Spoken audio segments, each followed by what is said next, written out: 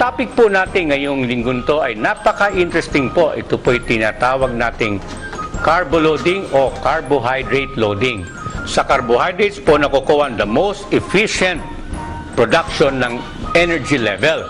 At ito po tinatawag nating glycogen. Tandaan niyo po na ang glycogen ay nai-store po yan sa muscle. At lalo na pagka sinabayan po yan ng pahinga, ay tumodoble o tumitriple po ang na-store na lakas ng mga manok. Pero gusto ko pong ipaalala sa inyo na while they are in the keep, ay dapat po, kung mataas po ang level ng kanilang carbohydrates, ay dapat po ito'y ginagalaw nila.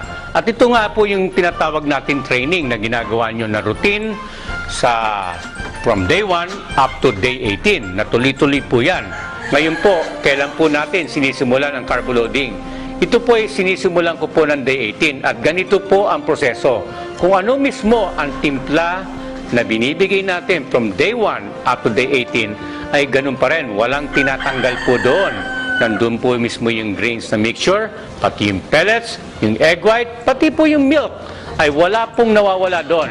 At dadahan-dahanin ko po ang pagdedemo po ng pagbibigay po ng corn ng gradual hanggang mapunta tayo sa araw ng laban. So ito po yon.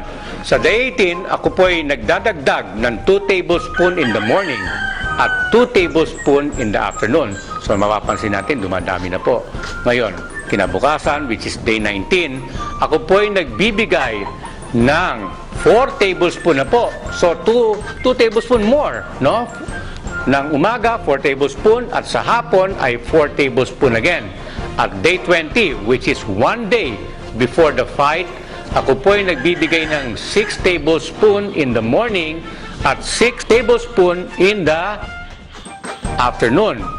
At sa araw ng laban po ay nagbibigay na po ako ng 8 tablespoon ng cracked corn. Tandaan niyo po, ang aking dinadagdag sa kanila ay cracked corn. Siguro po magtataka po kayo kung bakit hindi ako nagbabawas doon sa aking original mixture. Dahil nagdadagdag po ako ng corn each day, no? Talagang dadami po ang ating corn in the end, no? During the 21 days na ginawa po natin yung carbo loading method. Kasi ang importante po rito ay hindi manibago po manok.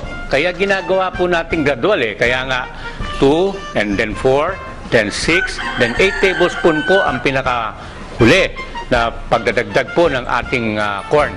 Kasi pagka po natin binago ang ating timplada ng pabigla-bigla, may tendency po manok manibago at ito yung tinatawag nating digestive stress na maaring ma-off ang ating mga manok.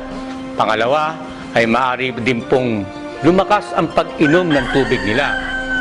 Ngayon, meron din po kung gusto sanang ipaalala sa inyo na ang pagbibigay naman po ng corn na ganitong karami, kung gagawin nyo po to ng day 1 ay mali po dahil pagka mataas po ang corn intake po nila during the first day of the keep ay baka bumigat po ang manok ninyo at sapulahin.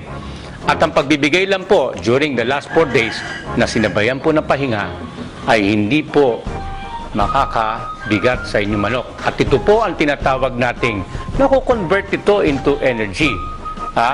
So, pasisimplihin ko po. Pagka po ang corn na binigay po natin na mataas ang level ng carbohydrates, ito po ay nako-convert into energy. At ang energy ay nako-convert po into power. At yan po ang deadly punch para po manalo kayo sa araw ng laban.